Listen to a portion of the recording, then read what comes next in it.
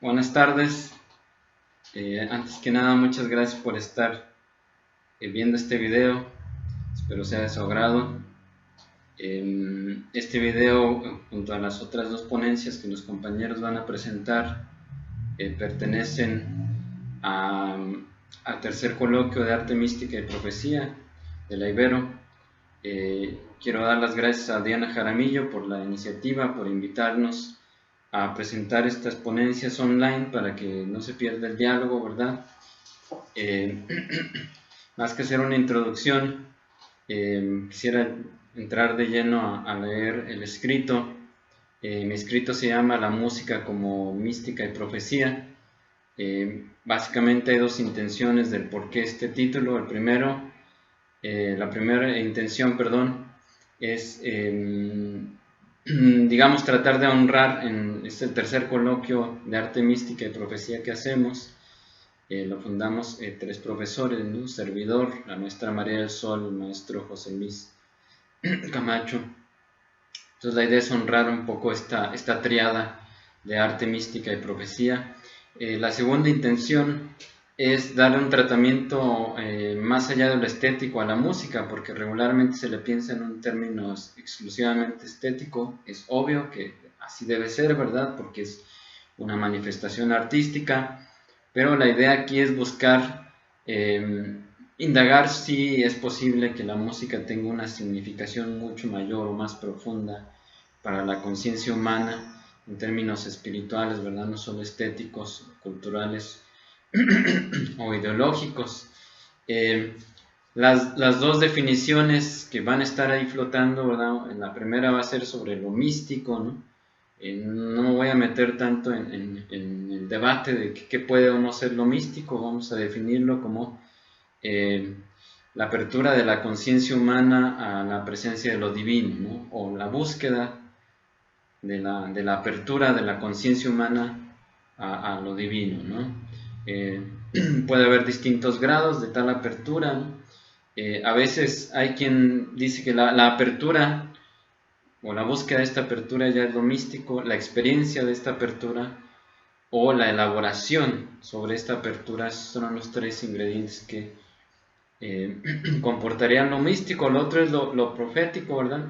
El profeta, sería aquel que está invadido por la experiencia de Dios, está entrañado de la voluntad de Dios, y a través de una lírica y de una imaginación crítica del poder, de la cultura, y que trasciende a veces los límites de la temporalidad, es aquel que imagina a través de Dios futuros posibles, realidades posibles, que proyecta, ¿no?, en un horizonte de esperanza, una realidad distinta, tanto espiritual como social, ¿no? El profeta ha sido vinculado a lo futuro. No necesariamente es así, simplemente es que la voluntad de Dios es trascendente en este contexto, y en ese sentido el profeta, al entrañar esta voluntad divina, pues también su elaboración lírica e imaginativa va a ser trascendente, ¿verdad? Comienzo entonces una vez aclarados estos puntos como introducción a la lectura del texto. Espero no sea tan denso, ¿verdad? La primera sección se llama La música como contemplación mística. Comienzo. Puede parecer impreciso relacionar a la música con la mística en una primera mirada, pero no debemos olvidar que una de las razones para que en Occidente se considera el misticismo patrimonio de unos cuantos es el hecho de estar comúnmente relacionado con prácticas de ascetismo, meditación, ejercicios espirituales y, por último, como base fundante, el silencio. La música, en este sentido, estaría totalmente separada del misticismo, teniendo en cuenta este como una práctica contemplativa y como un medio para acceder, sin importar en qué grado, al fundamento divino, radiante de luz silenciosa. Sin embargo, cuando volteamos a ver a otras culturas distintas de o infiltradas en la cultura occidental, nos damos cuenta que la música no resulta estar tan separada o distante de la búsqueda de apertura espiritual a la presencia divina fundante. La teóloga afroamericana Barbara Holmes, en su libro Joy Unspeakable, Contemplative Practices in the Black Church, nos habla de la milenaria práctica de las culturas africanas y en su versión moderna afroamericanas, que han permitido una devoción espiritual no solo existencialmente profunda, sino socialmente comprometida y con un cariz profético que ha nutrido la historia reciente del siglo XX y XXI. De acuerdo con este punto de vista, el misticismo como forma de silencio, ascetismo y ejercicio espiritual recluido pertenecería a una tradición occidental que no tendría por qué erigirse como el único paradigma de práctica contemplativa y acceso de la conciencia a Dios. El místico y escritor franciscano Richard Rohr nos dice a este respecto sobre el libro de Barbara Holmes, cito: «Mientras que ha habido un creciente interés en la contemplación cristiana en las últimas décadas, mucho de este interés se ha dado a través de un lente eurocéntrico, enfocándose primordialmente en el silencio y la soledad. Barbara Holmes atrae la atención hacia las variadas prácticas contemplativas no silenciosas, encarnadas y comunales que pueden traer el don de la contemplación, de la unión con Dios». Cierro cita de Richard Rohr. En la tradición africana, tanto como en las tradiciones chamánicas, el canto, la danza extática, la vocalización comunal y la praxis musical serían también formas eficaces de ejercer una contemplación mística. Al respecto nos dice la misma Barbara Holmes, cito: «El gozo indecible no es silencioso, gime, tararea, se inclina ante el ritmo del danzante universo, es un fractal de la esperanza trascendente, un holograma del corazón de Dios, un agujero negro de lo inescrutable». Cierro cita. El misticismo afroamericano y chamánico es un ejemplo de lo que el etnomusicólogo Joseph Maria Ferikla llama la relación entre la música y el trance estático. En tal relación, una disposición musical, ritual y espiritual por parte del intérprete y los oyentes inducirían a un trance en que el ego se disuelve, dejándose llevar por la música en una especie de deshacimiento lírico-musical que permitiría la comunicación con la trascendencia en el momento presente. Cito de Ferikla: «La música, cualquiera que sea la forma que adquiera en las tradiciones de cada pueblo, es la guía exterior que permite al sujeto extático mantenerse con la conciencia despierta al mundo interior, pero sin perderse en la dimensión del imaginario activado». Cierro cita. Por sí misma, la música también comporta la creación de un tiempo espiritual o virtual, creado en las entrañas de la temporalidad consciente. Tal creación de un tiempo fundante implicaría de por sí la creación de un espacio de trascendencia y éxtasis, que impulsaría a la conciencia a un estado cairológico o cualitativo, más allá de la percepción ordinaria de la realidad. Abro cita otra vez de Ferikla: «Ya que así se indica un proceso mental que acaba desembocando en un estado cognitivo alternativo, una de cuyas características es la de presentar una cierta estabilidad. Esta forma de conciencia extraordinaria ha sido y es vivida por el ser humano como máxima manifestación de la unión con su divinidad o con el mundo animista culturalmente definido». Cierro cita. Es así que la música, como parte de una espiritualidad encarnada, líricamente testimonial y allende al silencio, aunque no negándolo como su fuente, constituirían en la música lírica y religiosidad afroamericana una forma de contemplación mística musical que permitiría a la conciencia atestiguar el presente a través del misterio implícito del tiempo y la trascendencia. La música sería, en este sentido dado por Barbara Holmes, una forma de conciencia espiritual actualizante en medio de temporalidades históricas trágicas y contradictorias, pues no olvidemos que la tradición afroamericana musical ha creado, al igual que la teología del éxodo hebreo, al igual que la teología del éxodo hebreo, en medio de la opresión, la diáspora y la explotación de la conciencia a favor de un sistema privilegiado. Es así como la propuesta en este escrito es concebir a la música como una forma de conciencia abierta a la trascendencia divina, en medio de la paradoja del instante históricamente vivido y con significados testimoniales y espirituales como resultado de tal presencia lírica actualizante. Creemos firmemente que tal concepción de la música como forma de contemplación y praxis espiritual no está aún arraigada en la cultura, por lo que el testimonio de pensadoras como Barbara Holmes es fundamental. También creemos que, al igual que con el misticismo, la música como mediación espiritual experiencial no tendría por qué ser patrimonio de unos cuantos, aunque tampoco podría ser para consumo de los muchos. La música, si existen las condiciones existenciales adecuadas, puede ser, independientemente de la afiliación religiosa personal, un modo vital contemplativo necesario para el convulso tiempo histórico que nos está tocando vivir. En este sentido, la música se encontraría más allá de exhortaciones teológicas, tratados filosóficos o disquisiciones académicas. La música toca las fibras emocionales y espirituales del individuo o no lo hace.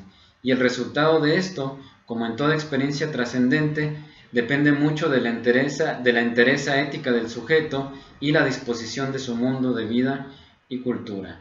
O como dicen que decía Santo Tomás, ¿verdad? La calidad del don recibido depende del recipiente que lo recibe.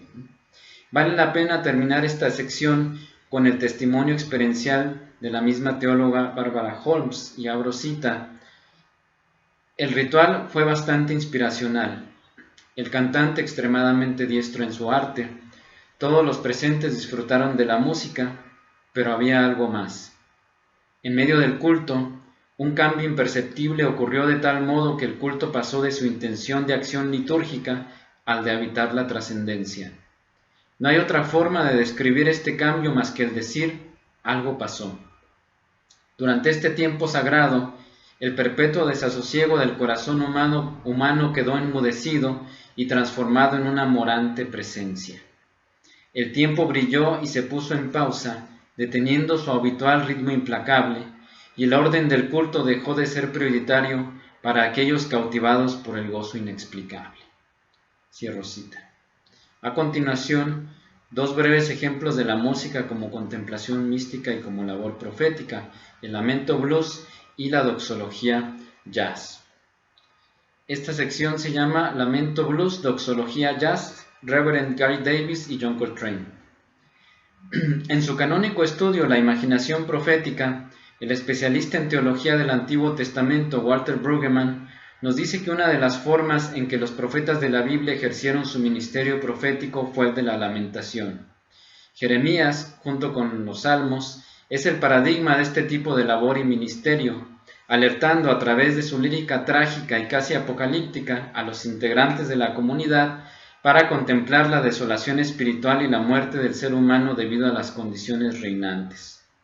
Esto, nos explica Brueggemann, es una labor de patos imaginativo que permite a la conciencia monárquica o el establishment pensar en la propia finitud, y el que los integrantes de la comunidad piensen en la fuerza socialmente transformadora de la muerte, al darse cuenta de que todo puede fenecer, incluso y con más razón, la realidad expuesta por el sistema. En nuestros siglos presentes, 20 y 21, una de las formas poético-musicales que se encargaron de ejercer la labor profética de la imaginación del pathos es el blues, ritmo afroamericano de finales del siglo XIX y principios mediados del XX. En el blues encontramos el lamento por el estado social y existencial de las cosas y el atisbar en la caducidad de lo edificado y el dolor de la muerte. Creado en las periferias por una minoría oprimida por cientos de años, el blues es la forma profética creativa que permite a la conciencia en estado perpetuo de paradoja espiritual expresar lo que habita en las entrañas de la historia. Para Barbara Holmes, el blues forma parte de esta práctica contemplativa de la iglesia afroamericana que es distinta a la práctica occidental del silencio. Y abro cita de Barbara Holmes: como los lamentos familiares en los salmos, los artistas del blues afrontaron de manera honesta los problemas de la vida que la iglesia no discutía, tales como sexualidad, teodicea y la desesperación incesante de la gente. La lírica era directa y a veces lúbrica, pero capturaban las experiencias de vida de los escuchas, mientras que la música gospel prometía paz en el más allá y la promesa de la presencia de Dios. El blues se convirtió en teología pública, indagación comunal y una crítica de la iglesia establecida. Cierro cita de Barbara Holmes. Uno de los artistas que encarna mejor esta dialéctica profano-espiritual del blues y su lamentación es el músico Reverend Gary Davis, nacido en 1896 y fallecido en 1972, influencia clave en muchos músicos de rock en Inglaterra y Estados Unidos. En 1933 fue ordenado ministro bautista, de ahí el apelativo de reverendo, y a partir de los años 40 se mudó a Nueva York para continuar con su carrera musical. dejando atrás Carolina del Sur, su tierra rural natal. Según Philip Elwood, cito, después de su ordenación, se rehusaba a cantar cualquier canción pecaminosa del blues o citadina. Esto no quiere decir que Davis no pudiera reflejar la influencia del blues o la espontaneidad informal del jazz en sus rendiciones gospel. Gary Davis era un músico de blues gospel, ¿no? Vivió en los bares, en las calles, en las tabernas, pero después tuvo una conversión espiritual y se dedicó a combinar el blues con estas lamentaciones religiosas del tipo gospel, ¿no? Tenemos entonces que Gary Davis es un músico con una vena profana pero un interés sagrado, testimoniado a través de canciones con una profunda lamentación blues por el estado de cosas. Por ejemplo, y voy a hacer una mención muy rápida de 3 canciones. En Death Don't Have Mercy, Davis nos dice, y cito, tú sabes que la muerte no tiene piedad en esta tierra. Llega a tu casa, sabes que no tomará mucho. Mira en la cama esta mañana, los niños encontrarán que su madre ha partido. Cierro cita. En otra canción llamada Lord, I Feel Just Like Going, nos dice también, cito, Señor, siento que me voy, he llegado hasta aquí, no encuentro culpa alguna, bueno, solo siento que me voy. Más adelante concluirá, abro cita de nuevo, bueno, estoy gritando solo para poder seguir, estoy cantando solo para poder continuar, Dios sabe que me siento como oyéndome, tócalo, Dios, háblame, eso es todo. Fin de cita. Encontramos aquí una lamentación al estilo de los Salmos, en que el lírico del blues se pregunta por la caducidad, por la muerte y por la posibilidad de que la expresión musical le permita tener un encuentro paradójico por las circunstancias, aunque restitutivo, con la divinidad. En la canción Going to Sit Down on the Banks of the River, la lamentación se une a la esperanza escatológica del encuentro con Dios en la ribera del Jordán, símbolo del bautismo y la transformación a pesar y a través del dolor. Abro cita, todo mi llanto se acabará y no tendré más que llorar, iré a sentarme a la orilla del río y no volveré ya más. Cierro cita. En otro momento de la canción, la lamentación lleva una doxología o cántico de alabanza por el encuentro con la trascendencia. Abro cita, puedo gritar, cantar alabanzas a Dios, decir sea la gloria para su nombre, iré a sentarme a las orillas del río y no volveré más. Fin de cita. Gary Davis, ciego desde muy niño con la travesía de muchos de los trovadores afroamericanos en los 40 y 50, va de las calles y tabernas a la orilla del río para contemplar la presencia de la divinidad, legando una experiencia espiritual transformadora a través de la música como experiencia paradójica de la fe en medio de las contradicciones de la historia, una mística encarnada y profética. Paso a la segunda parte de la sección. Cuando la labor profética trasciende sin negarla la lamentación y el patos imaginativos, nos dice Brueggemann, el profeta tiene que realizar una labor complementaria hacia adelante. La dinamización y el asombro. Tal dinamización engloba toda teología esperanzada, toda visión escatológica tomada como símbolo de la renovación espiritual y social del individuo ante la complicada lógica de los acontecimientos que amenazan con derrotarlo y acabar con todas sus reservas de energía. Ejemplificada por el deutero Isaías o por el profeta Isaías, y en busca de una manera de asumir la promesa hacia un todavía no, que no implica un progreso, sino un involucrarse activamente en la historia, la dinamización profética tiene como manifestación lírica a la doxología. En la doxología tenemos el cántico a lo divino, la alabanza de lo divino. Tenemos una apertura de la conciencia hacia y ante la trascendencia de Dios, o la libertad de Dios, como lo llama Brueggemann. En tal doxología, el profeta busca inyectar fuerza, vida y labor imaginante para un horizonte que se antoja imposible, pero que en la esperanza profética no resulta descabellado por estar enraizado en un entrañamiento de la voluntad divina. Brueggemann dirá en este texto de la imaginación profética que el profeta que hace doxología busca poblar la imaginación del pueblo con esperanza, ¿verdad? Uno de los músicos de esta tradición contemplativa afroamericana que mejor encarna tal doxología es el jazzista y místico John Coltrane, en especial su icónico disco A Love Supreme. Compuesto después de una fuerte crisis de emergencia espiritual a través del abandono de las drogas, este álbum, que salió a la luz en diciembre de 1964, constituye no solo uno de los discos más importantes de la historia de la música, sino una obra espiritual en espera de ser incorporada junto a clásicos como Las Moradas de Teresa de Ávila, Showings de Juliana de Norwich y el libro del Consuelo Divino del maestro Eckhart, entre otros. A Love Supreme es una obra mística de alto nivel evocativo y teológico, una verdadera muestra de alabanza litúrgica que busca llenar de dinamismo espiritual al que la escucha, objetivo primordial de toda doxología profética. En la solapa del mencionado disco se lee que estamos ante el fruto de una conversión espiritual y de una gracia de Dios, en palabras del mismo Coltrane. Es una declaración de principios espirituales en una suite de 4 partes. Es Acknowledgement,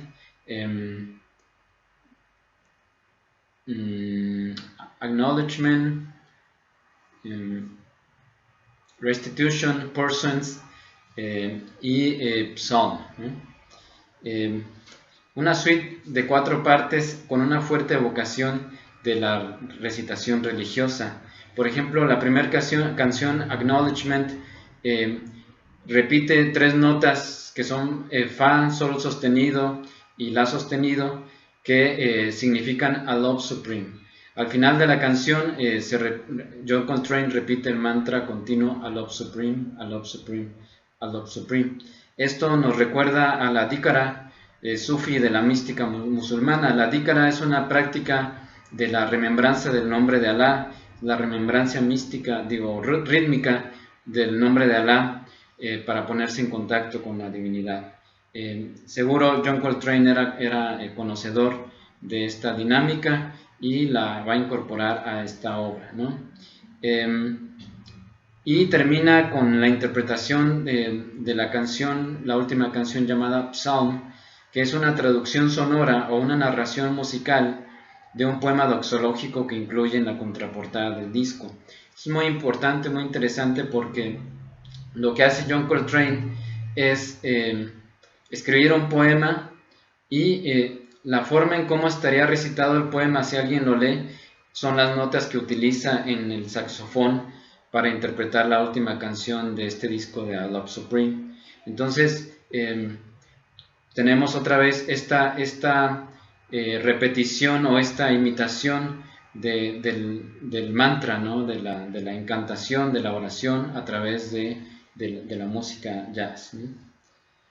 Mucho se ha analizado de las correspondencias entre las recitaciones mántricas y los acordes jazzísticos que acompasa Coltrane en esta obra, como una correspondencia entre lo musical, lo místico y lo litúrgico. El interés espiritual de músicos del jazz de mediados del siglo XX también es harto conocido para especialistas. La improvisación se buscaba como un modo de expansión de los límites de la conciencia, al tiempo que los vibratos y la incorporación fractálica de ciertas notas buscaban dar al jazz un tono encantatorio aprendido de las prácticas chamánicas africanas, de la recitación de los spirituals y la lectura de salmos en el gospel. Para David Borgo, en el artículo titulado Between Words, The Embodied and Ecstasy Sounds of Jazz, hay en el jazz de músicos como Miles Davis y Coltrane un intento de inducir a un trance para el abandono del ego ante el flujo musical del momento. Y cito: como una tradición que es representante de una importante mezcla cultural y estilística, el jazz y su progenie improvisada proveen de un enriquecido contexto para extender y propiciar el cruce y dominio entre la sintaxis musical, el proceso social interactivo, el entendimiento cultural e incluso, de manera potencial, estados de éxtasis. Es en este contexto, es en este contexto que A Love Supreme se coloca como un símbolo musical potente de la búsqueda de espiritualidad contemporánea a través de una doxología profética. Sabido es que Coltrane no era ajeno a los acontecimientos de la lucha por los derechos civiles de los afroamericanos, e incluso compuso una pieza en 1963, Alabama, basada en el tono discursivo de una intervención pública de Martin Luther King debido a un crimen de odio que cobró la vida de 4 niñas afroamericanas. Sintaxis musical, profética y liturgia jazzística.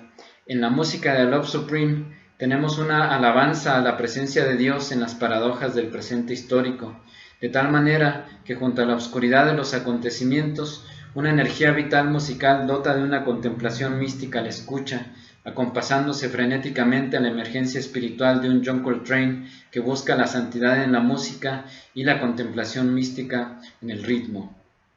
Dicho con sus propias palabras, y cito: mi meta es vivir una auténtica vida religiosa y expresarla en mi música. Si lo vives, cuando lo tocas no hay problema porque la música es parte de la experiencia entera. Ser un músico es realmente extraordinario, va muy, muy al fondo. Mi música es la expresión espiritual de lo que soy, mi fe, mi conocimiento, mi ser. Y bueno, por cuestiones de tiempo, si sigo todo lo que tenía contemplado, me voy a extender demasiado y creo que es una falta de respeto para el tiempo de los otros, aún estando en línea. Voy a saltarme una sección en la que trato de analizar un ejemplo contemporáneo de un músico llamado Flying Lotus en una canción que se llama Never Catch Me. Es una canción sobre la vida y la muerte, ¿no? Sobre la trascendencia a través de la muerte, y para mí es un ejemplo de doxología, de alabanza, pero también de lamento profético. Lo vamos a dejar por ahí en algún link, si podemos.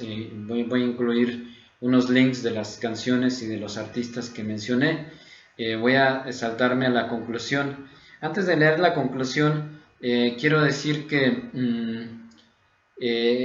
este tipo de ponencias tienen un poco más de sentido si son acompañadas con la música, ¿verdad? Porque la música debe darnos esta sensación que se está buscando. Aquí lo que hacemos es hacer una evocación reflexiva, una meditación intuitiva que intentamos compartir con ustedes, pero espero que si podemos poner los enlaces ahí abajo, puedan acompañar este video después con escuchar estas canciones, escuchar el disco de Love Supreme de John Coltrane, escuchar las 3 canciones de Reverend Gary Davis, escuchar la canción de Never Catch Me de Flying Lotus, para así tener una impresión sensitiva, directa, ¿no? Porque de otro modo es una especulación muy abstracta, pero aún así nos pareció que valía la pena el riesgo.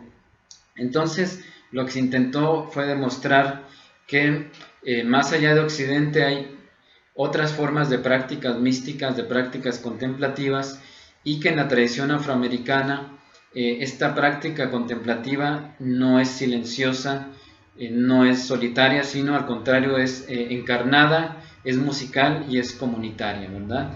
Y esto se puede ver en el blues, como una forma de lamento profético similar al lamento de Isaías y de los Salmos, y en la doxología como una práctica profética de alabanza esperanzada ante la presencia de Dios en la historia, y que podemos ver en el disco de A Love Supreme de John Coltrane y en el resto de la carrera de John Coltrane y también de su esposa Alice Coltrane, que era también una gran mística. Bueno, voy a leer la conclusión y con esto me despido. Conclusión: música mística y emergencia espiritual. En semanas recientes, el monje franciscano Richard Rohr, a través de su Centro para la Contemplación y la Acción, ha difundido una serie de reflexiones espirituales sobre lo acontecido en meses recientes, lo que estamos viviendo ahorita, ¿verdad? Para este religioso, la humanidad está atravesando por un proceso de iniciación espiritual o rito de paso puesto en marcha por la naturaleza. Rohr ha dirigido diversos talleres de iniciación a la espiritualidad masculina, y en tal proceso, a semejanza de los ritos de paso chamánico, el iniciado se enfrenta a una muerte simbólica debido a la proximidad de una muerte real. Abandonado a sus recursos, el iniciado debe sacar fuerzas de su fuente espiritual y así ser transformado, resucitado en una nueva vida. Por otra parte, el psiquiatra Stanislav Grof, en su libro La tormentosa búsqueda del ser, nos habla de experiencias de crisis adictivas o psiquiátricas que pueden, en su paradoja y peligro, llevar a lo que llama una emergencia espiritual. A través de una experiencia límite, la emergencia de un nuevo yo profundo, de un nuevo self. Estamos convencidos de que en este tiempo tan tremendo de muerte posible, una muerte simbólica se aproxima, y es en este sentido que el lamento y la doxología profética, junto a la experiencia mística encarnada de la música, puede auxiliarnos a sintonizarnos con nuestro ser más íntimo y con el ritmo fundante de las cosas. Hemos intentado mostrar cómo la mística, desde una tradición no eurocéntrica, no es solo silencio y ejercicio espiritual, sino ritmo encarnado, paradoja histórica, lamento profético y doxología esperanzada. Escuchar música no puede ser, obviamente no puede solamente significar en este contexto sentarse a escuchar un disco compacto o poner un video en YouTube. Implica también escuchar la música de nuestra temporalidad vital, armonizar los pasos y contrapasos de nuestra contradicción y paradoja, asumir el dolor junto a la esperanza y la luz junto a la transformación oscurecida de la muerte. Poder, con temor y temblor, arrojar nuestra horrible solemnidad a los vientos y unirnos a la danza general de las cosas.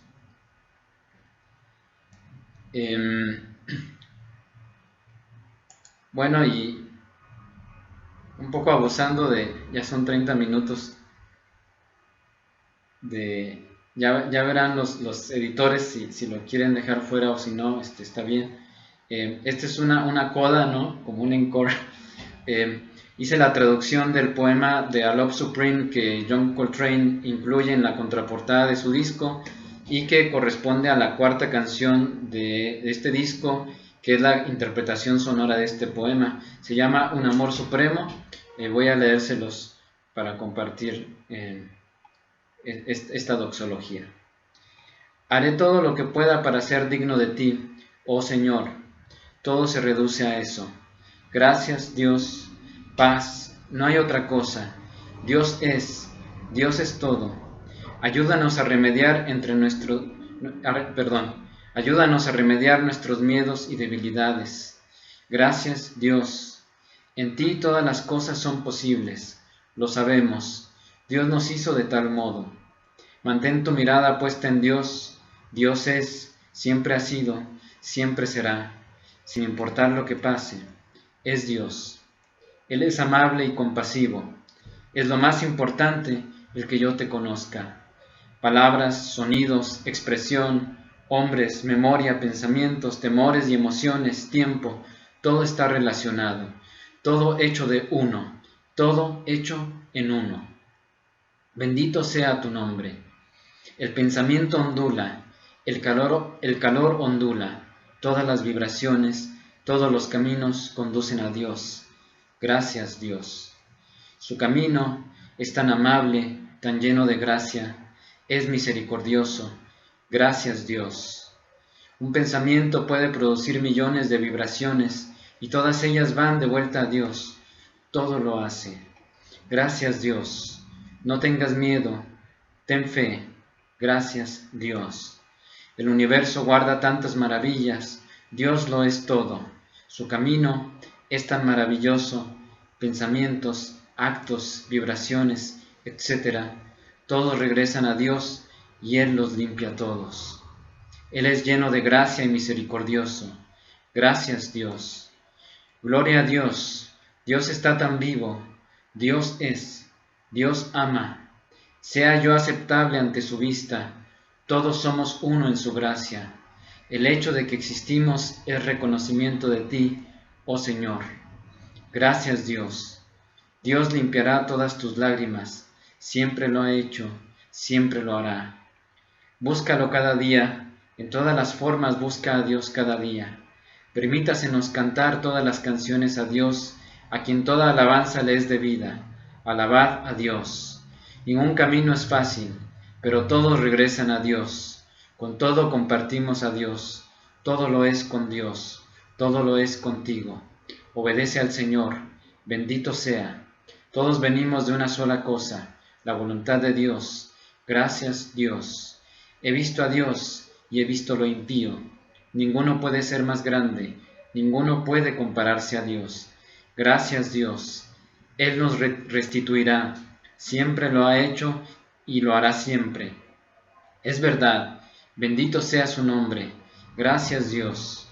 Dios respira a través de nosotros tan completamente, tan gentilmente que apenas lo sentimos, y sin embargo es nuestro todo. Gracias Dios.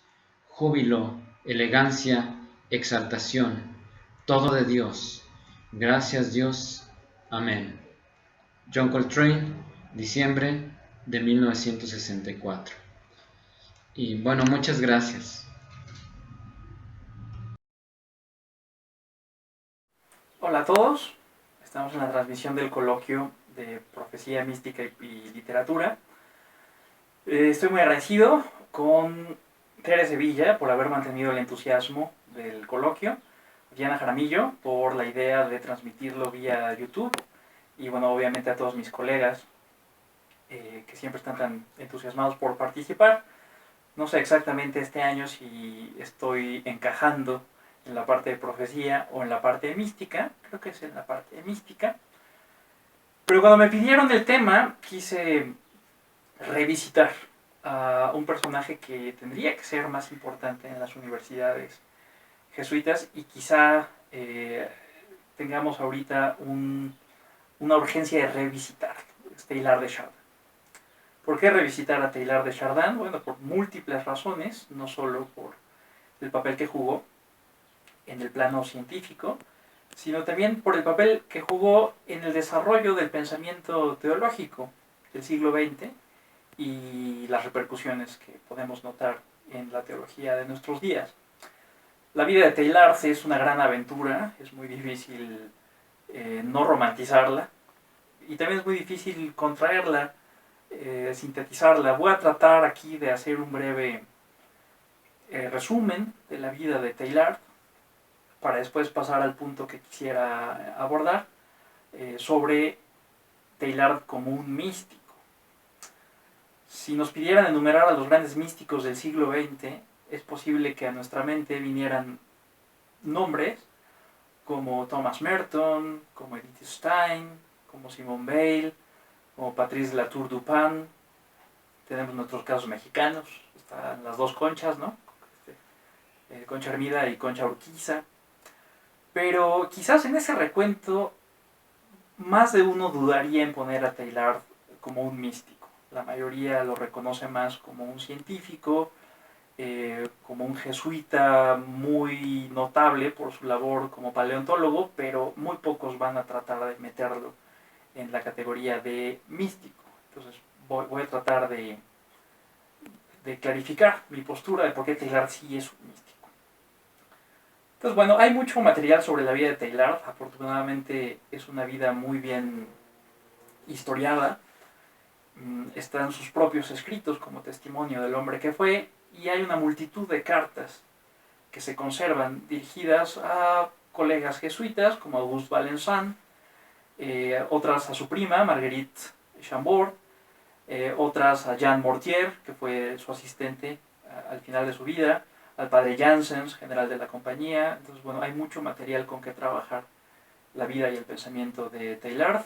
Hay dos biografías, una editada en los 70s de Robert Speight. Muchos la consideran la mejor biografía de Teilhard de Chardin. Yo prefiero la de Ursula King, se llama Spirit of Fire, la vida y la visión de Teilhard de Chardin, lleva ese subtítulo. Pero bueno, hay muchísimo material para acercarnos a su vida y a su pensamiento. Si quieren algo introductorio, ligero, entretenido, hay una gran obra de teatro que se llama El corazón de la materia, que pueden encontrar en YouTube. ¿Quién fue Teilhard de Chardin? Bueno, Teilhard de Chardin fue un jesuita francés, de una familia noble, de una nobleza venida a menos, la provincia de Auvernia. Nació cerca de Clermont-Ferrand. Para que se den una idea, Teilhard era sobrino bisnieto de Voltaire. Pues bueno, hay muchos de sus enemigos que se trataron de valer de ese parentesco para afirmar muchas cosas, pero no se trata de eso. Se trata de ver el ambiente en el que nació y creció Teilhard. En una familia muy creyente, donde tiene un padre muy curioso por el mundo científico y una mamá eminentemente piadosa.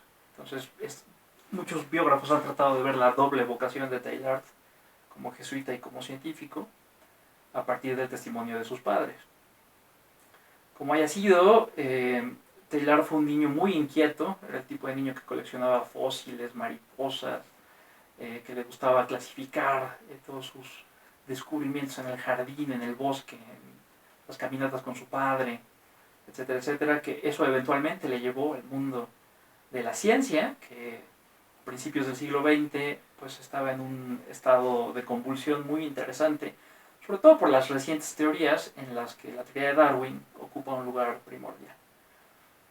Cuando le llega la vocación, Teilhard es enviado a Inglaterra, particularmente estuvo un tiempo en Hastings. De Hastings tuvo una serie de viajes al interior del continente, también estuvo en el Cairo, en su experiencia de magisterio. Después del periodo en el Cairo volvió a Inglaterra y es en ese periodo donde Teilhard decide que tiene una vocación mixta. Quiere ser jesuita, pero también quiere ser científico. En particular quiere ser paleontólogo. Le provoca muchísima curiosidad del mundo natural y la mayoría de los estudios que la compañía le permitió compaginar con sus estudios como sacerdote, pues tuvieron que ver con eso. Estudió biología, estudió geología con especialidad en paleontología y eventualmente obtuvo todos los títulos necesarios. Hubo una interrupción importante de señalar. Teilhard en 1914 es llamado a filas para estar en el frente, porque por el estallido de la Primera Guerra Mundial. Teilhard fue camillero, no fue capellán. Él mismo renunció al título de capellán para estar más cerca de sus hombres, y eso le valió varios reconocimientos militares. Estamos hablando de un hombre que antes de los 30 años ya tiene varios reconocimientos, entre los cuales está la Legión de Honor y varias medallas por valor durante la guerra. En los tiempos de guerra, Teilhard no deja de escribir. De hecho, hay un gran compendio de sus escritos, se llaman Escritos en tiempos de guerra, precisamente. Y es ahí donde empezamos a notar que Teilhard tiene una tremenda ambición de completar un sistema de pensamiento completo. La mayoría de sus biógrafos, los amigos con los que se pudo escribir en esos años, notan que hay algo muy poderoso detrás del pensamiento de Pierre Teilhard de Chardin. Cuando termina la guerra, vuelve a terminar sus estudios y prepara un doctorado que le dedicó a los mamíferos del periodo Eoceno en el sur de Francia. Para ese entonces Teilhard ya tenía toda la experiencia necesaria en cuestiones de evidencia fósil. Se había entrenado con varios maestros, tuvo maestros notables en el terreno. Y para entonces Teilhard entiende que se puede tener muchas teorías, pero que si no se pueden comprobar con evidencia fósil, pues quedan en un estado bastante débil en la discusión científica. Y eso le llevó a su mayor descubrimiento, al que me voy a referir en un instante.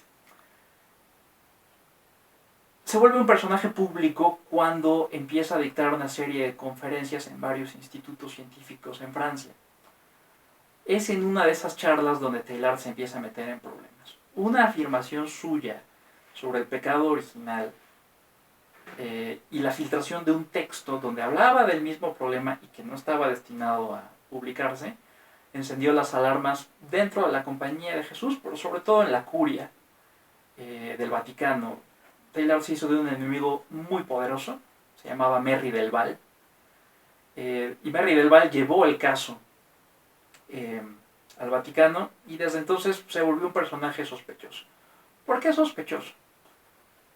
La Iglesia Católica tenía un problema con el pensamiento científico de la época, por más de una razón, pero sobre todo porque cuestionaba pues, uno de los principios fundamentales de la teología católica, que era el origen divino del universo. Curiosamente, las obras de Darwin, por ejemplo, nunca estuvieron en ese infame Syllabus Errorum o compendio de errores. Sí estuvieron las obras del padre de Darwin, por cierto, pero eso es tema de otra conversación. Darwin nunca estuvo en el Syllabus Errorum. Sin embargo, no había un instituto católico, no había una universidad católica que animara a los creyentes a explorar las ideas de Darwin, ¿no? Y la iglesia se ponía muy nerviosa cuando uno de sus miembros empezaba a mezclar las teorías de Darwin con la teología seria o con la reflexión religiosa, ¿no? El problema con Teilhard es que como jesuita pues no puede dejar de relacionar todas estas teorías que él maneja también y comienza lentamente a generar una perspectiva teológica de la evolución. Y esto es lo que le molesta a la mayoría de la jerarquía católica. Querían que la ciencia estuviera por un lado y reconocer lentamente sus aciertos, como eventualmente sucedió, pero se sentían completamente incómodos cuando alguien trataba de, sobre todo, adoptar un método científico para la reflexión teológica. Y era precisamente lo que Teilhard estaba haciendo. Teilhard no es el primero. Hay antecedentes en la iglesia anglicana. Está Charles Kingsley, un ministro protestante que fue gran amigo de Darwin, que veía en la teoría de la evolución un plus a lo que ya sabíamos sobre el origen del universo.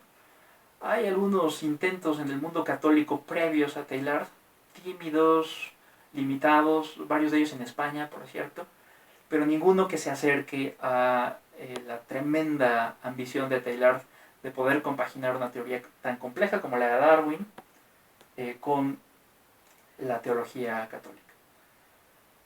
Eso hace que la compañía mande a Teilhard a China en los años 20. Hubo un primer viaje, regresa a Francia, hay un segundo viaje y ese es el viaje que prácticamente es una especie de exilio. El padre Janssens, que era general de la compañía, y la curia pues se sienten cómodos teniendo a este jesuita problemático tan lejos. Se quedó casi 14 años en China y de alguna manera fue China la que le dio la oportunidad de las exploraciones científicas. Teilhard formó parte de múltiples expediciones paleontológicas en territorio chino y en otras partes del continente asiático.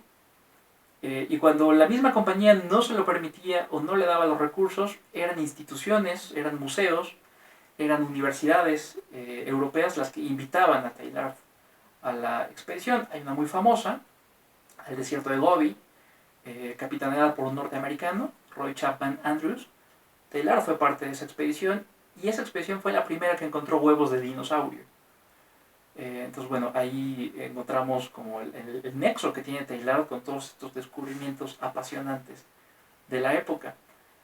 Pero aquí empieza la cosa a complicarse porque independientemente de la experiencia que tiene Teilhard en evidencia fósil animal, tiene una gran vinculación con la búsqueda del llamado eslabón perdido.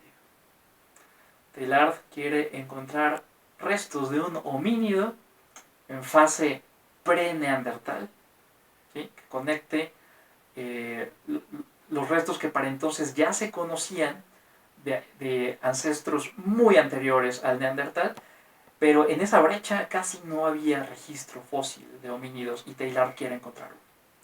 Tuvo una teoría que al final resultó certera. Teilhard creía que gran parte del norte de China y una parte de Mongolia habían tenido muy pocos cambios geológicos y eso implicaba que los restos fósiles prácticamente estaban a ras del suelo. Es una expedición al desierto chino donde Teilhard encuentra restos de lo que se ha llamado el sinántropo, o mal conocido como el hombre de Pekín. Ese descubrimiento le da a Teilhard fama internacional inmediata y enciende otra vez las alarmas tanto en la Compañía de Jesús como en el Vaticano, pues que se sienten incómodas al tener a uno de sus miembros en medio de estos descubrimientos tan apasionantes. Teilhard estuvo exiliado en China prácticamente toda la Segunda Guerra Mundial, pudo regresar a Europa una vez que el conflicto terminó, Y cuando regresa ya es un héroe científico, pero al mismo tiempo es una especie de apestado para la Iglesia Católica. Y muchas amistades, muchos conocidos le dicen a Teilhard: abandone a la compañía, abandone a esa iglesia que es enemiga de la ciencia. Él decide no hacerlo. Tuvo una vocación muy fiel a todo lo concerniente a su condición de jesuita, y eso tenemos que decirlo, sobre todo por las malas lecturas que después hubo sobre Teilhard de Chardin. Esta incomodidad se resolvió con otro exilio, esta vez en Estados Unidos. Es en Estados Unidos donde Teilhard pasa la última parte de su vida, exiliado en Nueva York, pues tratando de encontrar un nexo con el pensamiento teológico del momento. Es tentador pensar cómo le hubiera ido con un papa diferente, o con una iglesia diferente.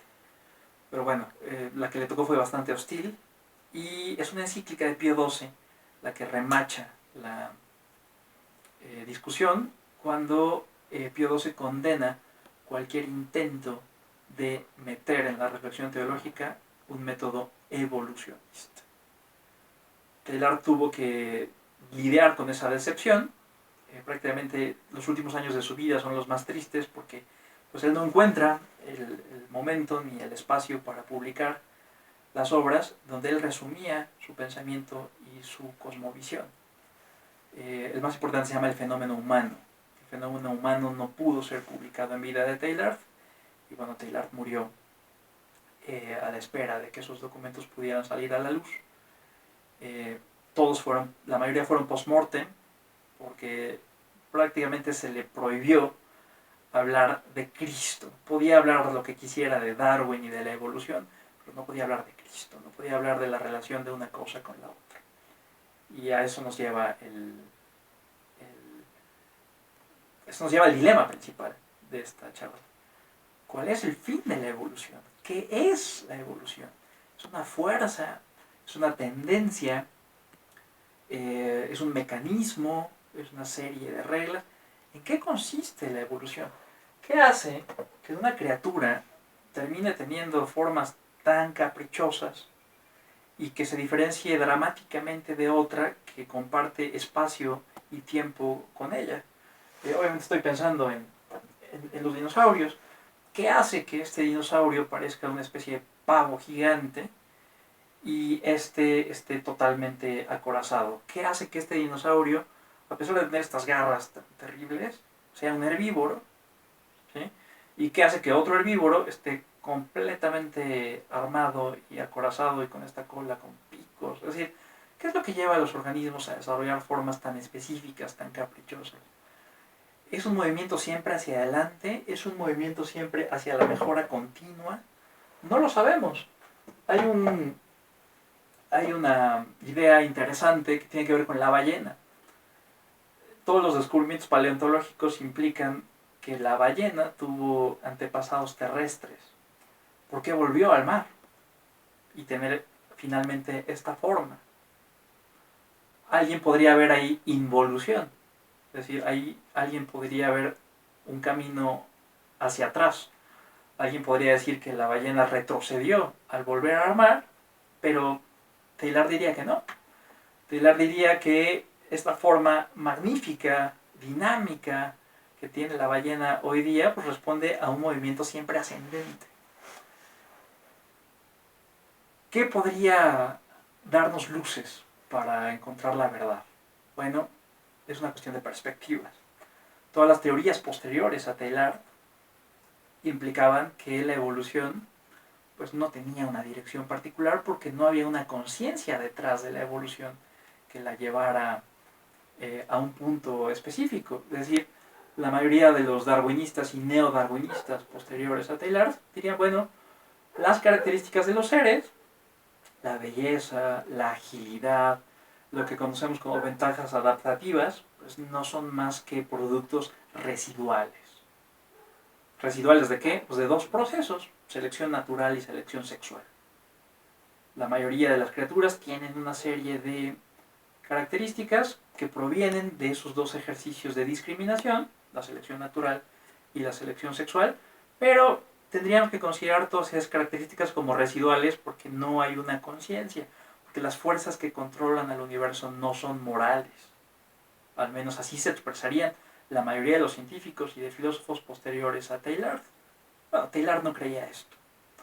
Teilhard creía que toda la evolución se dirigía a un punto, él lo llamó punto omega, y bueno, no es difícil discernir que este punto omega, en el pensamiento de Teilhard de Chardin, está identificado con Cristo y Cristo con Dios. Es decir, el ser más evolucionado de toda la historia es Cristo. Y toda la evolución se dirige a ese punto, a pesar de que este Cristo haya tenido lugar en el tiempo. Bueno, Cristo es ayer, hoy y siempre, está fuera de la historia humana, a pesar de haber tenido lugar, y toda la evolución pues se dirige a un pináculo, que sería Cristo mismo, identificado con este punto omega.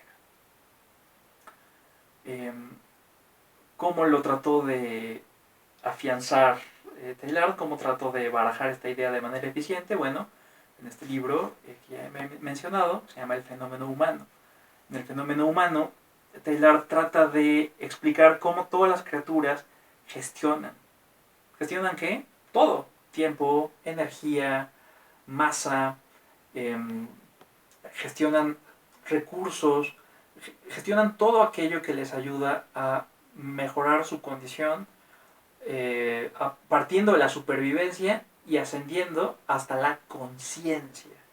Ese es el factor evolutivo más importante para Teilhard, y en el ser humano brilla especialmente la conciencia.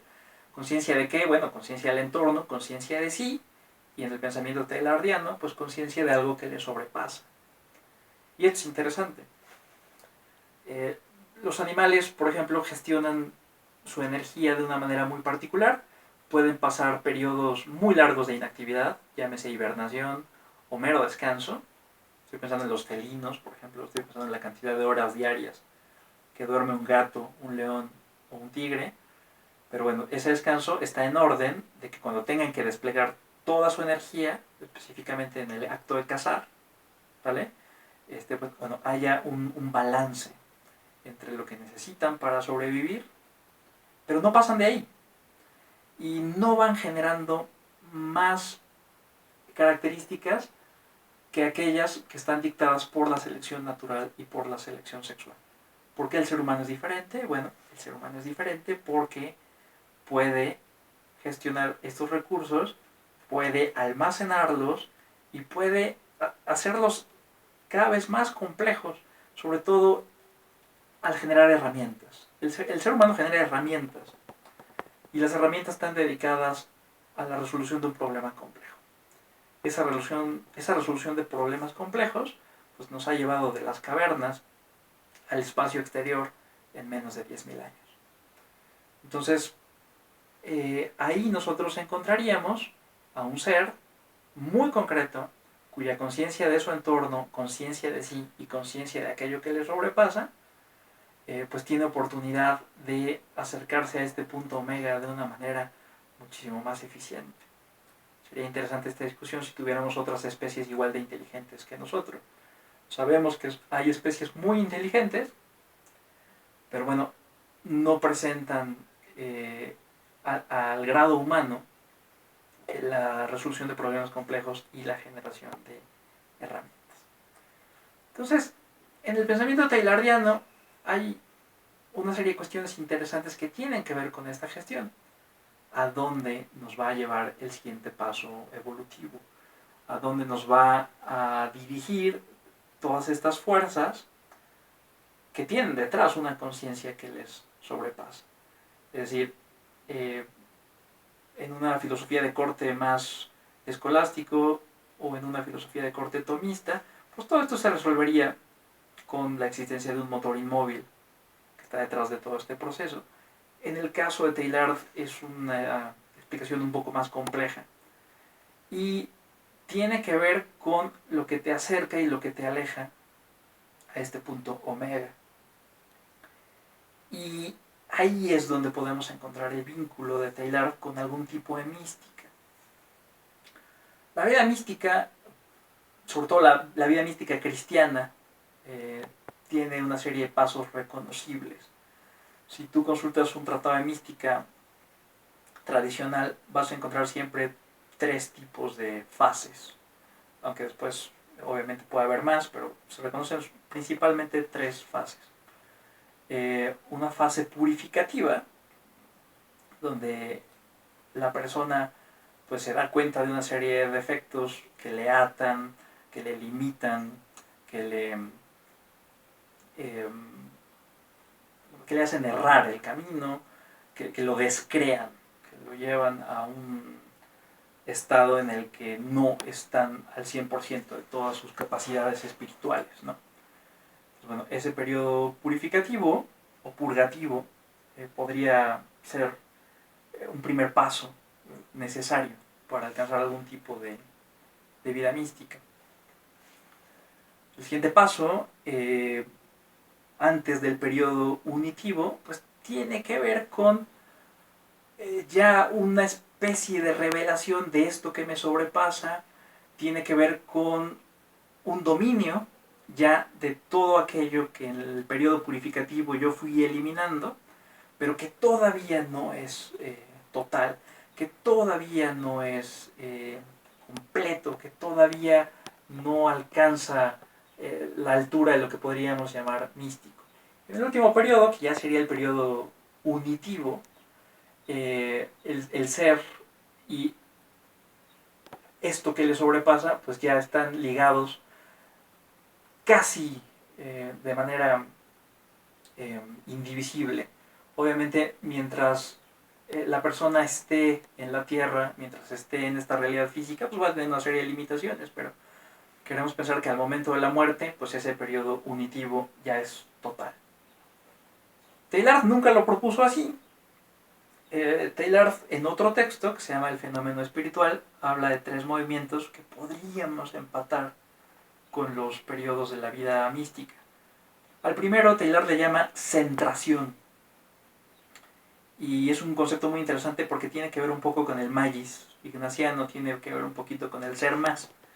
¿Cómo empieza la centración? Para Teilhard la centración empieza cuando le hacemos la guerra a todo estatismo, ¿vale? O a toda esterilidad en la vida espiritual, pero también en la vida física. Cuando renunciamos, por ejemplo, a las maravillas del tiempo libre, del esparcimiento, no porque sea malo, sino porque a veces es un poquito estéril o puede llevar a comportamientos no necesariamente disciplinados. Es decir, el periodo de centración tiene que ver con hacerle la guerra a lo ocioso, ¿vale? El periodo de centración tiene que ver con un desarrollo personal que otros autores han llamado autopoiesis.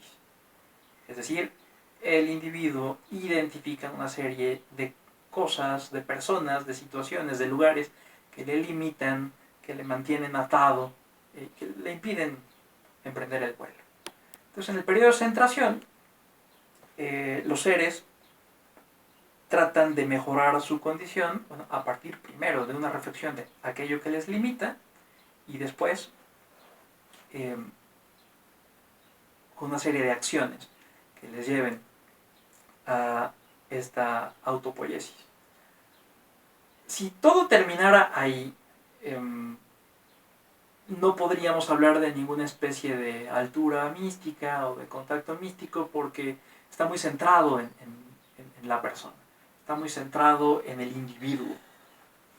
Y la mayoría de los procesos de autopoiesis en la actualidad son bastante individualistas, raramente terminan en una salida de sí hacia el otro. Esto le preocupaba a Teilhard y el siguiente paso en este texto, el fenómeno espiritual, se llama descentración. Es decir, una vez que ya me centré, una vez que ya desarrollé todas estas habilidades, todas estas ventajas adaptativas, si queremos hablar en términos evolutivos, una vez que yo ya supe aprovechar todo esto, he de descentrarme, salir de mí y llevarlas a los demás. Es decir, he de compartir con los otros mi conocimiento, mi tiempo, mi generosidad, mis capacidades físicas, etc. Y esta descentración va a hacer que se moderen todos los impulsos egoístas que podrían venir de la centración y me llevarían al siguiente paso, de manera muy lenta. Y estos pasos pues no son siempre ascendentes, tienen traslapes, tienen caídas, tienen altibajos, pero terminan en una fase que en Teilhard yo sí podría identificar con algún tipo de altura mística y se llama sobrecentración. Entonces ya tenemos tres: centración, descentración y sobrecentración. ¿Qué es la sobrecentración? Bueno, la unión de la persona con aquello que le sobrepasa a él y a todos sus semejantes, que le da sentido, que le trasciende, que le da una razón de vivir, que le mantiene expectante y que le mantiene siempre en un movimiento de mejora continua. Esa sería la sobrecentración. Entonces, si se dan cuenta, la manera en la que Teilhard aborda estos tres aspectos es similar a los pasos tradicionales de la vida mística. No podemos afirmar que hay influencia aquí de los místicos tradicionales. Es un desarrollo que tiene que ver más con el pensamiento evolutivo. Pero es un pensamiento evolutivo muy, muy particular, porque en Teilhard este pensamiento no renuncia a lo que en las religiones se llama eje ascensional. ¿Sí? No es un movimiento aleatorio, no es un movimiento caprichoso, no es un movimiento que dependa solo de fuerzas externas que no son morales. Tiene un eje ascensional. En el pensamiento de Teilhard, ese eje ascensional es Cristo. Entonces, lo interesante del problema es que cuando generas un pensamiento tan completo como este, también generas una ética. Quizás rudimentaria, quizás muy básica, pero en el pensamiento de Teilhard, pues esta ética es bastante simple. Todo aquello que me acerca al punto omega, todo aquello que me acerca a la sobrecentración, es lo positivo, es lo deseable, es lo moralmente correcto. ¿Y cómo he de hacerlo? Bueno, haciendo una gestión eficiente de todo aquello que me rodea, de todos mis recursos.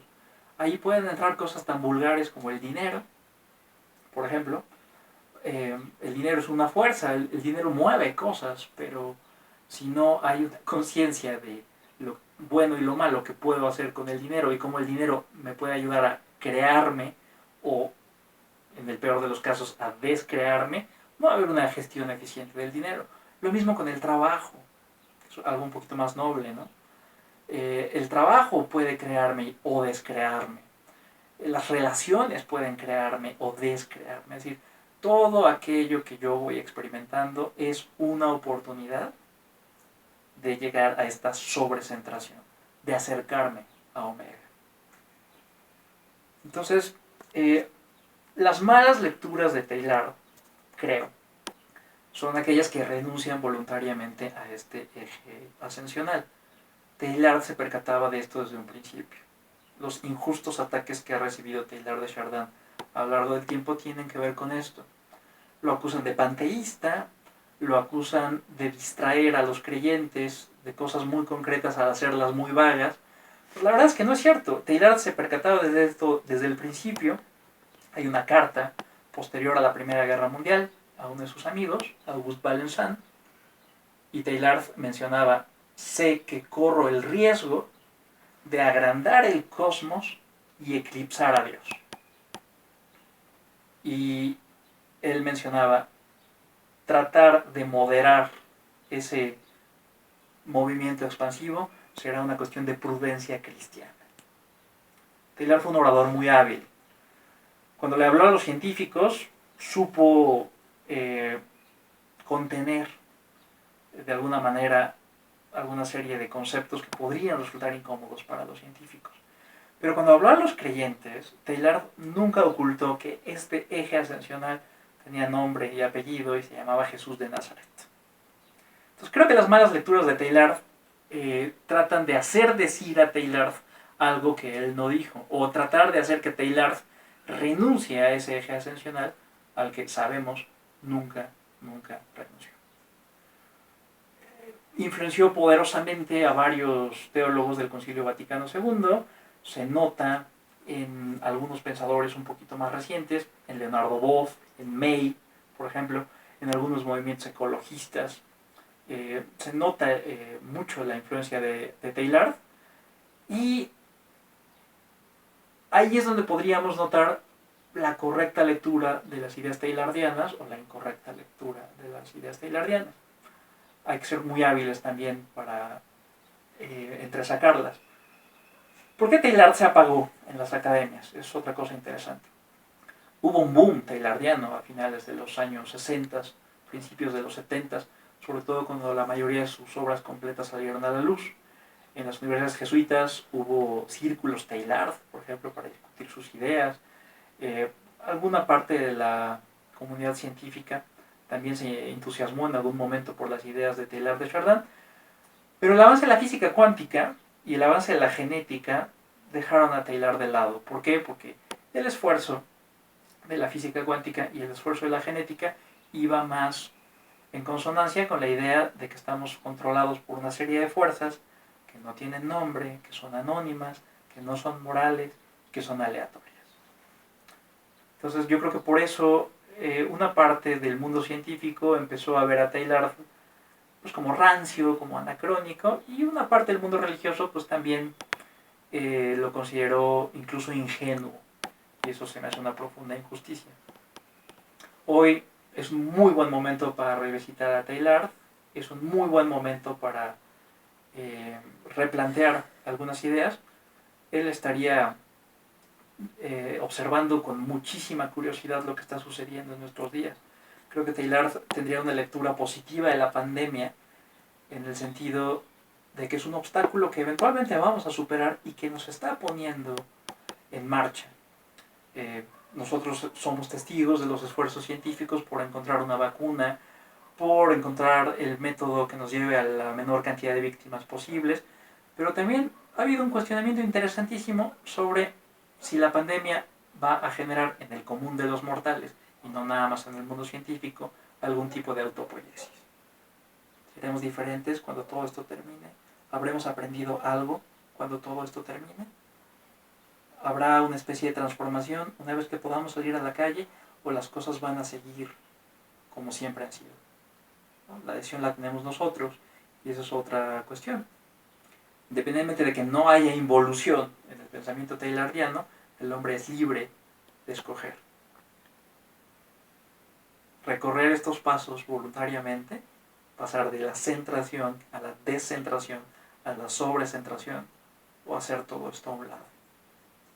Y eso es lo más apasionante para mí, y eso es lo más aplicable al momento que nosotros estamos viviendo. Hay mucho más que discutir sobre Teilhard de Chardin, pero de acuerdo a lo que hemos discutido aquí, yo creo que fue un místico muy particular, que llegó a este estado no precisamente por las vías tradicionales, sino por la contemplación asombrada de la naturaleza y de sus capacidades. Y eso se lo pudo dar la ciencia. Y es por eso que lo expresó de manera científica. Hay otros textos de Teilhard no tan científicos. Hizo poesía, hay un famosísimo himno a la materia. En el fenómeno espiritual tú puedes encontrar algunas ideas no precisamente científicas, pero todo el pensamiento teilhardiano está impregnado por un afán de precisión que le vino del mundo científico, y tal vez por eso muchos no lo quieran reconocer como un místico. Yo creo que lo fue. Yo creo que Dios mismo le dio una serie ahí de iluminaciones importantes que él pudo desarrollar de un modo muy, muy particular, y que quiso compartirlo con todos. Eso es lo más importante. Termino con una invitación a acercarse a la obra de Teilhard. En la Ibero tuvimos un representante importante del pensamiento teilhardiano, que fue el padre Anaya. El padre Anaya le dedicó varios textos que están en línea, que se pueden consultar. Entonces, bueno, yo creo que sería un buen punto de partida para aquellos que quieran explorar a Teilhard de manera más ignaciana, por decirlo de algún modo. Quiero terminar con eso. Estamos grabando en un 10 de abril. Yo sé que esto se va a transmitir posteriormente. Estamos grabando un 10 de abril, y es un día muy importante porque un día como hoy, Teilhard de Chardin volvió al Padre. En varios de sus escritos, en varias de sus cartas, Teilhard expresó el deseo de morir un día de Pascua. Se le concedió. El 10 de abril que murió Teilhard de Chardin era día de Pascua, y bueno, hoy no es precisamente día de Pascua, pero queremos conmemorar especialmente a Teilhard hoy que está cumpliendo años de haber vuelto al Padre. Muchísimas gracias. Estoy a sus órdenes por cualquier duda o por cualquier aclaración. Gracias a mis colegas que están participando en este coloquio. Y bueno, esperemos vernos muy pronto para discutir más sobre Teilhard de Chardin. Muchas gracias.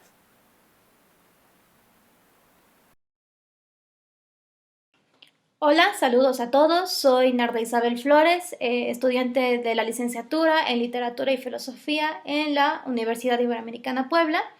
A continuación les voy a compartir un texto que desarrollé en la materia Filosofía de la Religión, impartida por el doctor Milton Medellín, y que se titula La dimensión profética en la poesía de César Vallejo, y que fue enmarcado en el tercer coloquio de Arte, Mística y Profecía. Y bueno, antes de empezar, les quiero comentar un poco sobre la vida de César Vallejo. Como bien sabrán, es un escritor peruano, nacido en Santiago de Chuco en 1892. Es uno de los poetas de lengua hispana más reconocidos, no solo en Latinoamérica, sino en todo el mundo. Y pues su obra se reconoce principalmente a partir de un sufrimiento expresado en su obra que nace de su vida personal. Muchos autores lo ven esto como una agonía emocional, pero lo que intentaré defender aquí es que en realidad se puede hablar de una agonía ontológica que no nada más se extiende a su vida personal, sino que alcanza las dimensiones políticas y religiosas. Yo creo que para entender la vida de cualquier autor debemos entender desde su nacimiento incluso para poder ver cómo repercute en la obra. En el caso de César Vallejo es muy específico. Él nace de sus dos abuelos indígenas y dos abuelos españoles. Estos últimos son sacerdotes católicos, ¿no? Y yo creo que es muy relevante hablar de esto porque toda la historia de Latinoamérica ha sido manchada, por así decirlo, por una historia de sincretismo cultural y que está marcado por la conquista, ¿no? Dentro de ese contexto muy específico. No nada más está eso, sino que al avanzar su vida, obviamente pasa por algunos amores, la mayoría fallidos, y que pudieron haber llegado incluso a un intento de suicidio. Y bueno, sí, cuando se habla de César Vallejo, se habla mucho de este sentimiento de tristeza y de sufrimiento por el mundo, ¿no? Pero hay algunos autores que lo ven más bien como una agonía universal que permea la existencia del individuo. O sea, que no es el individuo sufriente, sino que es algo que también está fuera de él, que lo está llevando a esa pena existencial, ¿no? Y bueno, también pongo aquí un poco de su vida. Él en 1912, ya muy joven, se mudó a Guánaco, donde comenzó a dar clases. Esta profesión la seguiría ejerciendo a lo largo de su vida y que consistía en ser tutor de los hijos de los dueños de las minerías. Desde esta posición él alcanza a ver muchas situaciones problemáticas en referencia a las agonías de clase, dinero, poder, ¿no? Y bueno, también tuvo algunos oficios como trabajo en las plantaciones de azúcar y que esto obviamente lleva a que se intensifique su sensibilidad ante la inequidad social y política en Perú. Y bueno, este sentimiento se va a ir exaltando a lo largo de su vida. Al acabar la educación primaria, incluso, empezó a trabajar muy joven desde las minas de Tamboras en Perú, y pues también ahí se ve la explotación de los trabajadores. Las condiciones inhumanas que él va a ver van a ser los que van a llevar a que él exponga estas cosas en su novela El tungsteno. Obviamente no voy a empezar a hablar mucho de esto, ya que el ensayo se centra más en la parte poética, pero pues sí se habla mucho de ser testigo, ¿no? De presenciar las relaciones sociales injustas y la deshumanización de los trabajadores, y cómo él lo entiende desde una dimensión religiosa, ya que tiene toda la influencia de sus abuelos sacerdotes católicos. Entonces él nunca va a negar su catolicismo, ¿no? y esta al final le va a poder ayudar para comprender mejor la agonía que está sintiendo. Y entonces lo que yo intento hacer en este texto es justamente hablar de esa parte religiosa, pues al final sigue siendo filosofía, o sea, no debemos entender la religión como una forma estructurada o de formas concretas que se deben seguir, sino como una reflexión ontológica incluso, ¿no? Pero algo que también no podemos olvidar de Vallejo es esta praxis política. No debemos verlos como algo contrario. Y yo creo que de esa misma forma tenemos que encontrar una forma de que podamos entender la literatura a partir de la filosofía, ¿no? Entonces, debemos encontrar esta unión que hay entre la praxis política y la religión, ¿no? Que encuentra muy bien Vallejo como unirlas de cierta forma.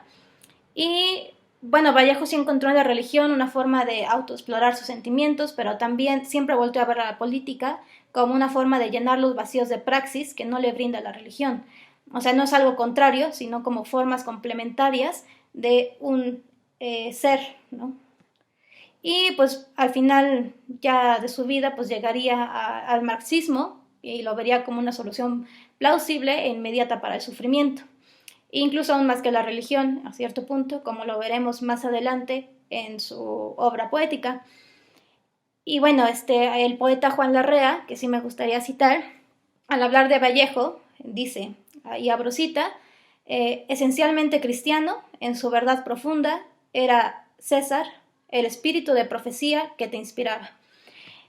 Cierro cita, y por esto quiero plantear también de que César Vallejo en este texto va a ser visto como un profeta, o sea, como alguien que se puede mover entre lo político y lo religioso y que a partir de su literatura puede expresar esta dimensión profética y hablarle a este ente social, ¿no? Para superar esa agonía existencial y ontológica.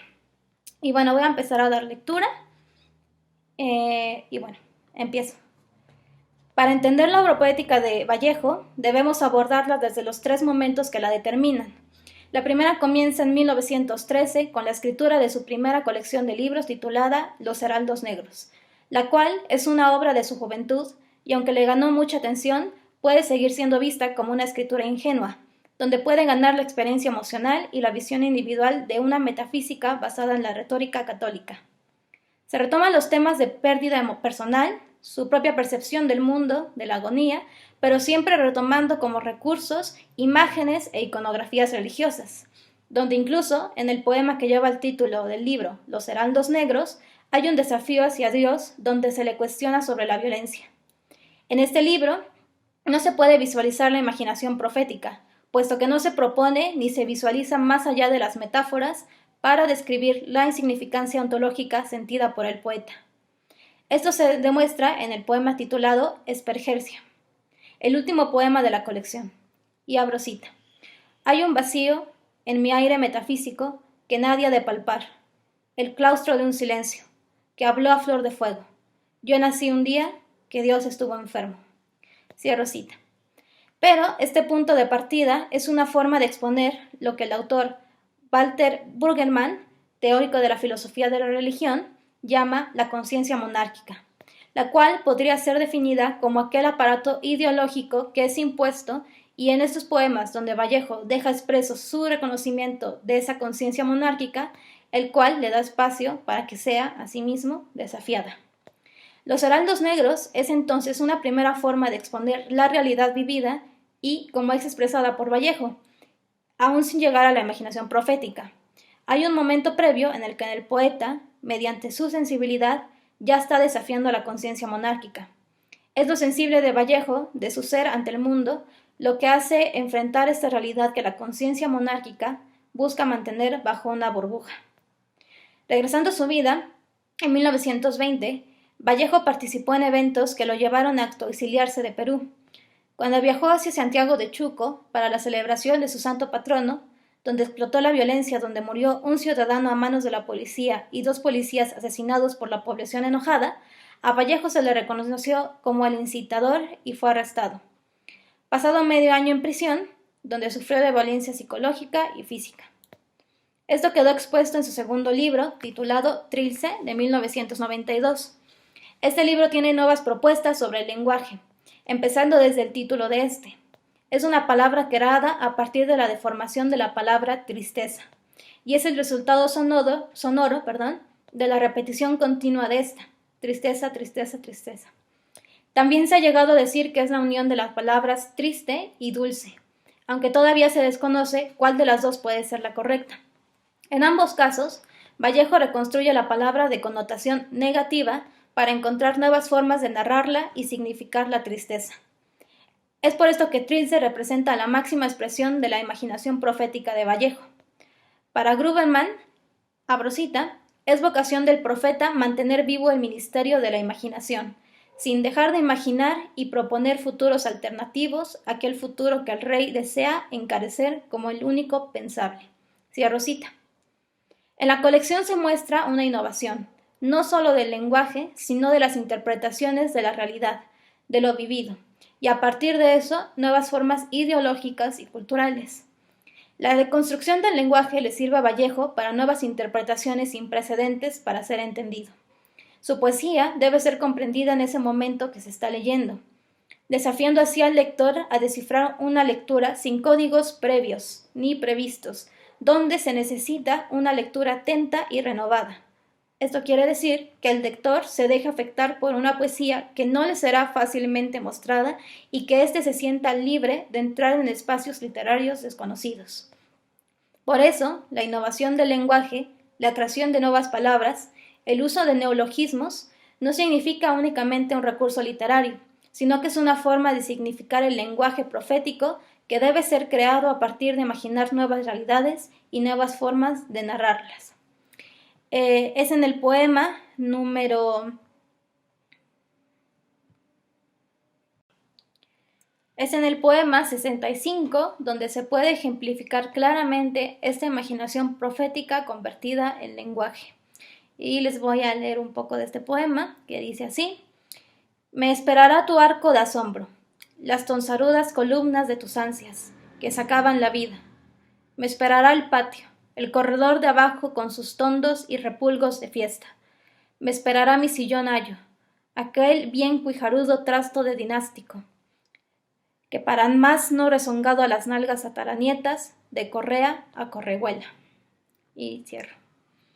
En este poema Vallejo hace de la muerte de la madre ser leído con un tono compasivo y esperanzador, transformando así la agonía que describía en su primer colección de libros, a algo que puede ser más trascendente y eterno, pues termina el poema con la antítesis: así, muerta inmortal, así. Igualmente, hace el uso de palabras negativas para transformarlas con una connotación positiva, donde las palabras rezongando, cuijarudo, desengaño, ansia, sangre, huesos, lloro, distantes, se convierten en el recuerdo eterno de la madre y de una infancia viva. Esas palabras, que en el poema se transforman al estar junto a bendición, correhuela, fiesta, cariños más puros, fórmula de amor y distintas. Este es el trabajo del profeta, el de crear nuevos símbolos, usar la palabra, imaginar futuros aún con la condición mortal. Entonces, así queda expresada la imaginación profética, pero aún puede cuestionarse si hay en Trilce un llamado a la sociedad que invita hacia una comunidad profética, y si hay una conciencia social clara que sí llega a alcanzar en la tercera y última colección de poemas. Regresando al incidente que le causó su tiempo en prisión, saliendo de esta, logra huir a París, donde su escritura estará definida por el exilio y un sentimiento de pérdida de la patria, pero al mismo tiempo descubriendo el marxismo en París y reforzando su acción política que lo llevaría a escribir su colección póstuma. Esta se titula Poemas Humanos, de 1939, donde escribe sobre la Guerra Civil Española y denota su compromiso con el Partido Comunista Peruano. Esta es vista como la obra más política de Vallejo y como una nueva forma de hacer poesía.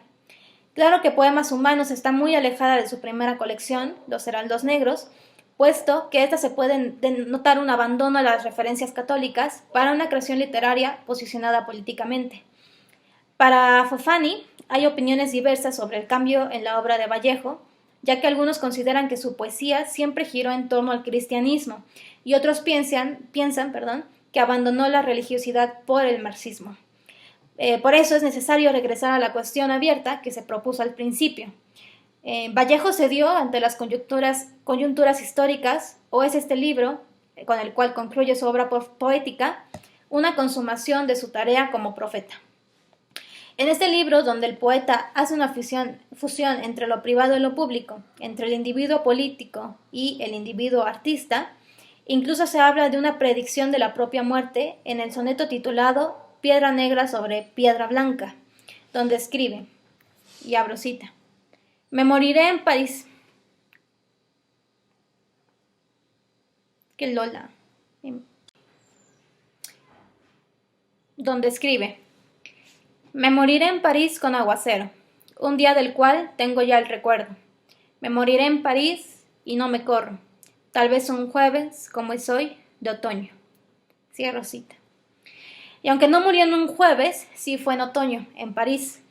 El poeta ya había descrito desde Trilce, de 1922, los símbolos nuevos para la sensibilidad, y este es uno de los 3 cometidos de los que habla Brueggemann sobre el profeta. El siguiente es expresar abiertamente los miedos, los cuales han sido poetizados a lo largo de la voz de Vallejo, en específico del soneto citado anteriormente, el miedo a la finitud y a la muerte próxima. También dice César Vallejo, y abro cita: César Vallejo ha muerto, le pegaban todo sin que él les haga nada, le daban duro con un palo y duro. Cierro cita. Pero bueno, cuando Brueggemann habla de este último cometido del profeta, menciona que hablar de un modo metafórico, pero no por ello menos concreto, de la verdadera condición moral que se cierne sobre nosotros y que nos roe por dentro, y hablar de ello no de un modo airado, ni tampoco en plan facilón, sino con la franqueza que brota de la angustia y la pasión. Es en Poemas Humanos donde se habla abiertamente de las contradicciones que lo conforman, desde la contingencia histórica y la condición ontológica, entre el yo y lo otro. Esto lo encuentro mejor plasmado en el poema titulado Me viene, hay día, una gana ubérrima, política, donde el autor confronta su estar en el mundo con la angustia ontológica superada. El dolor y sufrimiento de sus poemas de juventud quedan superados por la necesidad política y el abrazar la mortalidad. Pero a partir de esa verdad, poder asombrarse entre el amor, el otro y la esperanza que espera bajo el velo de una imaginación política próxima, el poeta dice: ah, querer, el mío, el mundial, interhumano y parroquial proyecto, donde el profeta está comunicando nuevas formas de conciencia, donde la realidad sea vista de forma alternativa, esperanzadora, y donde éste se enuncia como un proyecto que será plasmado mediante el lenguaje profético. Este último poema es una expresión más concreta de una nueva visión de mundo y de estar con los otros, donde Vallejo muestra la esperanza a partir de la luz de Dios, expresado siempre desde el amor a la humanidad e incluso desde el mismo dolor proveniente de las visiones de la realidad. Les voy a leer una parte de este mismo poema que dice así: y me viene de lejos un querer demostrativo, otro querer amar, de grado o de fuerza, al que me odia, al que rasga su papel, al muchachito, a la que llora por el que lloraba, al rey del vino, al esclavo del agua, al que ocultóse en su ira, al que suda, al que pasa, al que sacude su persona en mi alma. Y bueno, cierro cita. Y ya para forma de conclusión, la literatura de Vallejo tiende a ser definida como una poesía del sufrimiento, nacida de la desesperación, el vacío y la pérdida de la condición humana y del universo. Pero esta, al mismo tiempo, es definida como una voz de una retórica católica en búsqueda de un sentido de vida personal y de un asombro ontológico, en donde él retoma su voz poética para resignificar el sufrimiento y la lucha que va más allá de lo cultural, donde su poesía es un esfuerzo para un hablar nuevamente humano. Estas nuevas formas de significar el lenguaje se pueden visualizar fácilmente en el uso de neologismos y palabras inventadas, en donde Vallejo se toma la libertad de crear una nueva conciencia profética, imaginativa, que trasciende las reglas gramaticales y sociales del lenguaje. Las contradicciones de Vallejo, todavía cuestionables, se ven plasmadas en esos neologismos que buscan resolver el conflicto interno humano, las fuerzas sociales y las fuerzas religiosas, el pasado indígena y el pasado romano católico, la lucha personal y la lucha política, y ver que todas estas pueden ser resueltas finalmente a través de la escritura. Y bueno, eso es todo y muchas gracias por escuchar y espero que les haya agradado y gracias.